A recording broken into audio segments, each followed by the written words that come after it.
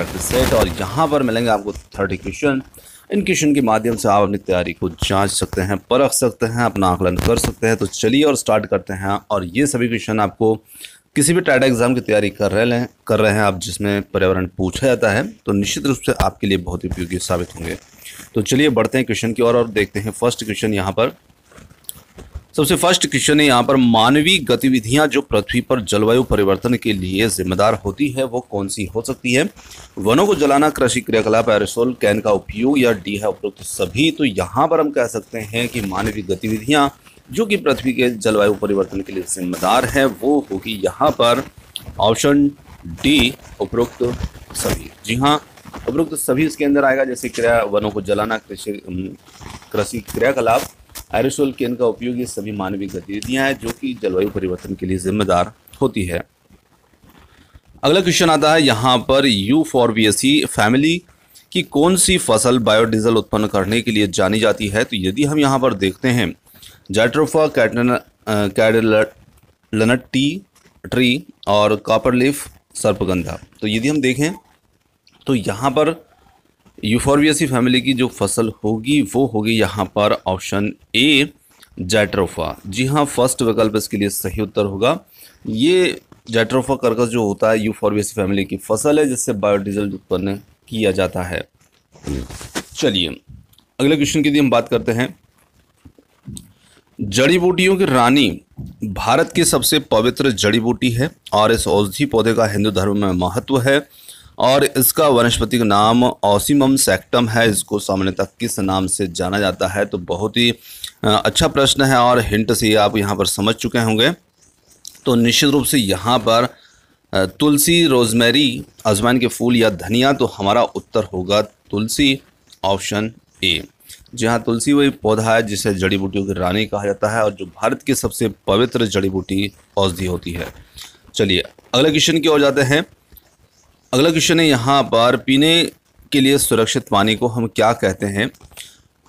पीने योग्य पानी, आंसू जल, ताज़ा जल या नल का पानी। तो देखिए यहाँ प्रश्न ने हमसे ये पूछा है कि पीने के लिए सुरक्षित पानी को क्या कहा जाता है। तो निश्चित रूप से पीने योग्य जो पानी होता है उसी को हम कहते हैं। तो ऑप्शन ए यहाँ पर इसके लिए बिल्कुल सही होगा। पीने योग्य पानी जो कि पीने के लिए सुरक्षित होता है उसे हम कह सकते हैं पीने योग्य पानी। चलिए अगला क्वेश्चन यहाँ पर आता है। अगला, wild life institute of India WII कहाँ पर स्थित है?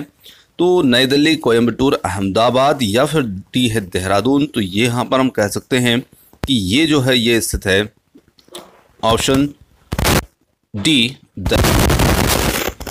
ये होगा, बिल्कुल सही होगा। चलिए अगले क्वेश्चन की ओर जाते हैं। अपशिष्ट उत्पादों को खाने वाले जीवों को कहा जाता है, तो इन्हें क्या कहा जाता है? मृतक भक्षी, मांस भक्षी, शाक भक्षी या फिर रसायन भक्षी। तो निश्चित रूप से इन्हें हम कह सकते हैं जो अवशिष्ट उत्पादों को खाते हैं ये कहलाते हैं मृतक भक्षी। ऑप्शन ए जो होगा इसके लिए सही होगा। चलिए अगले क्वेश्चन की ओर जाते हैं। अगला क्वेश्चन है, 16 घास स्थल जो हैं ये कहाँ पर पाए जाते हैं? तो 16 घास स्थल पश्चिमी घाट, पूर्वी घाट, हिमालय या विंध्याचल। तो 16 घाट जो है ये पश्चिमी घाट में, 16 घास जो है ये पश्चिमी घाट में पाए जाते हैं और यहाँ पर विकल्प ए इसके लिए जो होगा ये बिल्कुल सही होगा, पश्चिमी घाट। चलिए अगला क्वेश्चन की बात करते हैं। अगला क्वेश्चन है, भारत में पेलिकन पक्षी कहाँ प्रजनन करते हैं? नेलापट्ट, कुंथनकुलम या केकारे, बेलूर और डी है उपरोक्त सभी। तो यहाँ पर हम कह सकते हैं कि भारत के अंदर जो पेलिकन पक्षी होती हैं ये नेलापट्ट, कुंथनकुलम, कोक्कारे, बेलूर और सभी जगह पर ये प्रजनन करते हैं। तो इसके लिए डी विकल्प जो होगा ये हमारा इसमें सही उत्तर हो जाता है, उपरोक्त सभी। अगले क्वेश्चन की ओर बढ़ते हैं। अगला क्वेश्चन है, मिनीमाता रोग ऐसी मछली खाने से होता है जिसमें अधिक मात्रा में पाया जाता है आर्सेनिक, पारा, कैडमियम या डी है उपरोक्त सभी। तो निश्चित रूप से हम कह सकते हैं कि मिनीमाता रोग जो है ऐसी मछली खाने से होता है जिसमें ज़्यादा मात्रा में क्या पाया जाता है? तो पारा पाया जाता है। तो ऑप्शन बी जो होगा ये हमारा इसमें सही उत्तर होगा। और मिनीमाता रोग जो होता है ये मरकरी की मात्रा जब शरीर में पहुंचती है तो उसी के माध्यम से होता है। और इस रोग में क्या होता है, हाथ पैर शून्य होना, संवेदनाओं में गड़बड़ी हो जाती है, ये सभी समस्याएं इसमें देखने को मिलती है। अगला क्वेश्चन है, ओजोन परत का अधिकतम ह्रास जो है वो निम्न में से किस पर हुआ है? तो उत्तरी ध्रुव, दक्षिणी ध्रुव, भूमध्य रेखा, या डी है उपरोक्त सभी। तो हम कह सकते हैं कि सबसे पहले एक प्रश्न हमारा ऐसा भी बना था कि सबसे पहले ओजोन जो परत का छिद्र है वो कहाँ देखा गया? तो आपने देखा अंटार्कटिका में देखा गया था। अंटार्कटिका कौन से ध्रुव की ओर है? तो यह दक्षिणी ध्रुव की ओर। तो निश्चित रूप से ओजोन परत का सबसे ज्यादा ह्रास भी कहाँ पर होगा? दक्षिणी ध्रुव की ओर। तो विकल्प बी इसके लिए यहाँ पर सही उत्तर होगा। चलिए अगला क्वेश्चन आता है, पुष्कर मेला का आयोजन जो होता है ये कहाँ पर होता है? कानपुर, उदयपुर, जोधपुर या फिर अजमेर। तो यहाँ पर हम कह सकते हैं कि पुष्कर मेला जो होता है ये राजस्थान के अजमेर में आयोजित किया जाता है। तो विकल्प डी इसके लिए बिल्कुल सही उत्तर है। अगले क्वेश्चन की ओर बढ़ जाते हैं। अगला क्वेश्चन है, निम्नलिखित पराबैंगनी किरणों में से कौन सा सबसे अधिक हानिकारक है? UVA, UVB, UVC या डी है उपरोक्त में से कोई नहीं। तो यहाँ पर हम कह सकते हैं कि जो UVC किरणें होती हैं ये सबसे ज़्यादा हानिकारक होती है, और इसके लिए विकल्प जो सी होगा ये हमारा इसमें सही उत्तर होगा। अगला क्वेश्चन आता है, निम्न में से कौन सा जैवमंडल का अजैविक घटक नहीं है? जो अजैविक नहीं है मतलब जैविक है उसे हमें पहचानना है। प्रोटीन, मृदा, कवक, फास्फोरस। तो कवक ही वो अजैविक घटक नहीं होगा यहाँ पर, तो क्योंकि ये एक जैविक घटक होता है। तो विकल्प सी जो होगा इसके लिए बिल्कुल सही उत्तर होगा। अगले क्वेश्चन की बात करते हैं। अगला क्वेश्चन आता है, कोटोपैक्सी एक जागृत ज्वालामुखी है जो अवस्थित है सिसिली, हवाई, एंडीज, रॉकीज। तो देखिए कोटोपैक्सी जो होता है ये एक जागृत ज्वालामुखी है और ये विश्व का सबसे ऊंचा ज्वालामुखी पर्वत है जो कि दक्षिण अमेरिका महाद्वीप के इक्वेडोर में एंडीज पर्वतमाला पर ये स्थित होता है। तो यहाँ पर कह सकते हैं हम एंडीज पर्वतमाला, हमारा इसमें सही उत्तर हो जाएगा विकल्प सी। चलिए अगला क्वेश्चन आता है, ध्रुव तारा कहा जाता है। तो ध्रुव तारा हम किसे कहते हैं? उत्तरी तारे को, दक्षिणी तारे को, पूर्वी तारे को या पश्चिमी तारे को। तो देखिए ध्रुव तारा क्या होता है, जो तारा हमेशा उत्तर दिशा में चमकता रहता है, साथ ही साथ उत्तरी ध्रुव के ठीक ऊपर स्थित होता है और एक ही दिशा में ये हमेशा दिखाई देता है और इसे हम ध्रुव तारा कहते हैं। और दिशा का पता करने के लिए भी इस तारे का ध्यान रखा जाता है। तो यहाँ पर विकल्प ए जो होगा ये हमारा उत्तर हो जाता है उत्तरी तारे को, विकल्प ए। चलिए अगले क्वेश्चन की बात करते हैं। अगला क्वेश्चन है, प्रजातियों की उत्पत्ति एक रचना है। तो प्रजाति की उत्पत्ति से मतलब है द ओरिजिन ऑफ स्पीसीज। मतलब ये जो रचना है ये किसकी है? अरस्तु की, चार्ल्स डार्विन, मेंडल या रॉबर्ट हुक की। तो ये जो रचना है ये है चार्ल्स डार्विन की, the origin of species, option B.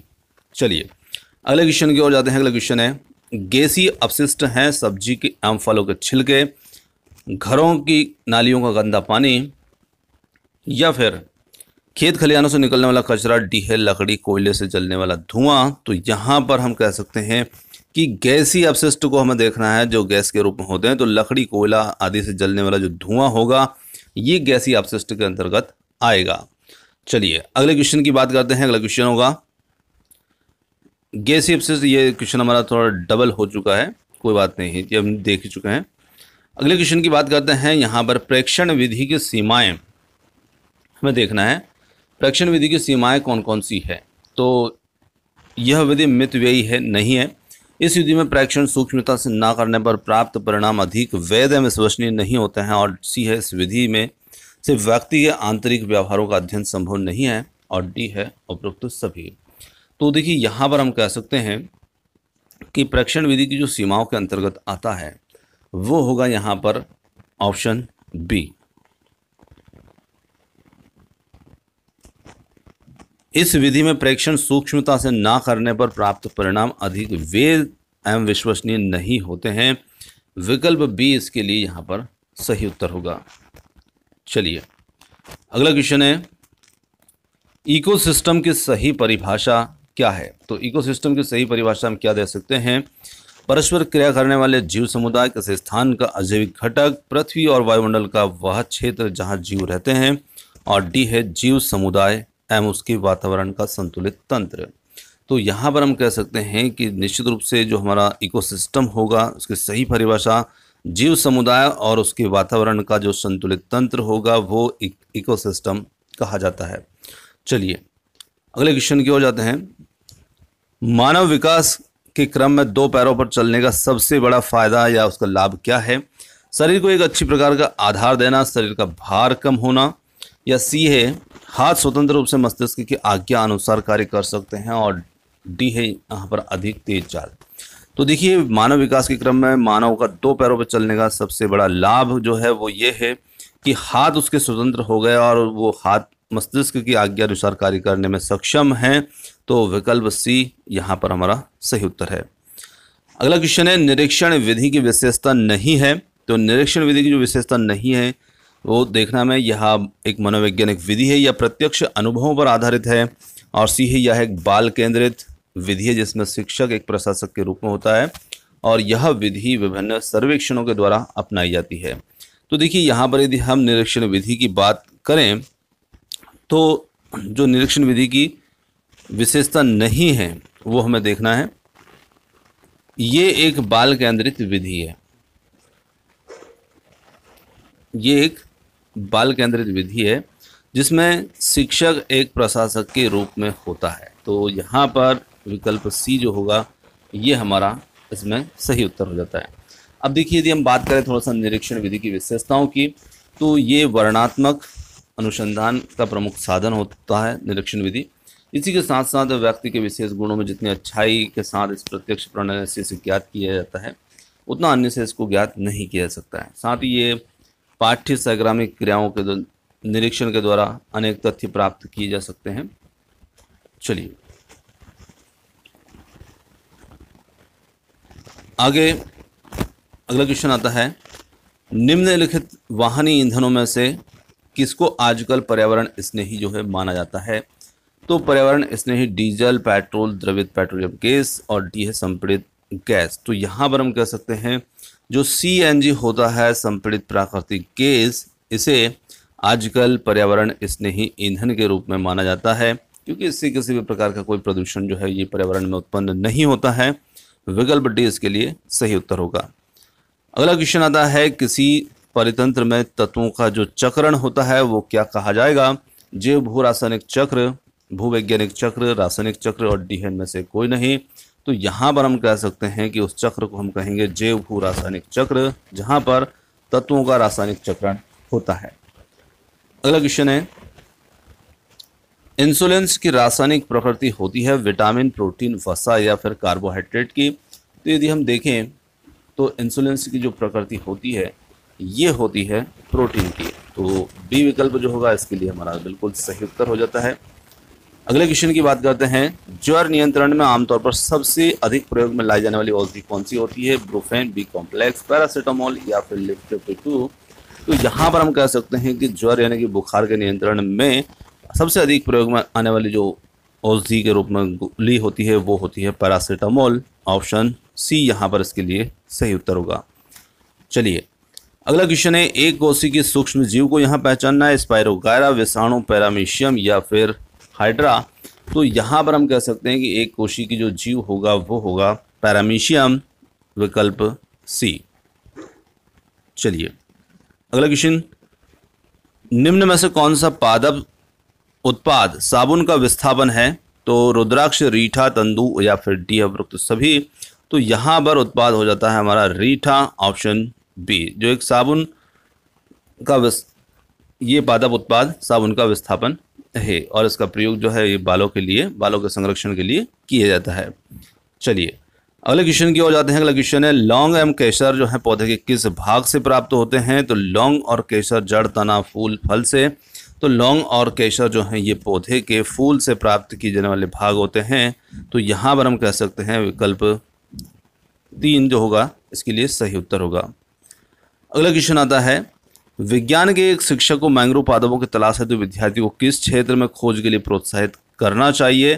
तो देखिए शिक्षक को यहाँ पर मैंग्रोव पादपों की तलाश करना है तो निश्चित रूप से शिक्षक को मरोद्भिद, लवणोद्भिद या गर्म आर्द्र क्षेत्र या फिर शीत क्षेत्र, तो यहाँ पर हम कहेंगे कि लवणोद्भिद जो क्षेत्र होगा, दलदली क्षेत्र, उसमें प्रयास करना चाहिए। तो दोस्तों यहाँ पर आज के जो हमारे 30 क्वेश्चन थे ये समाप्त होते हैं। क्वेश्चन आपको कैसे लगे कमेंट्स करके ज़रूर बताइएगा। वीडियो पसंद आया तो वीडियो को लाइक शेयर, चैनल को सब्सक्राइब ज़रूर कर लीजिएगा। आपने जो समय दिया उसके लिए बहुत बहुत धन्यवाद। Thanks for watching. मिलते हैं जल्द ही एक और नए किसी अगले वीडियो के साथ। धन्यवाद।